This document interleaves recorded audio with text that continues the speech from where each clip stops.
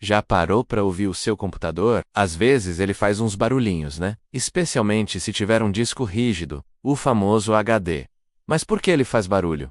É super interessante. Dentro do MHD, existem discos que giram numa velocidade altíssima, tipo 7.200 rotações por minuto. É muito rápido! E tem um braço mecânico, chamado braço atuador, com uma cabeça de leitura e gravação na ponta, que se move para acessar os seus dados. O barulho que você ouve é exatamente isso: o motor girando os discos e o movimento desse braço para frente e para trás, procurando ou salvando seus arquivos. Cada clique ou zumbido é o HD trabalhando duro. É a mecânica em ação. Então, da próxima vez que ouvir esses sons, já sabe que é o seu computador lendo e escrevendo informações. Curtiu a explicação? Deixe seu like e se inscreva para mais curiosidades de tecnologia.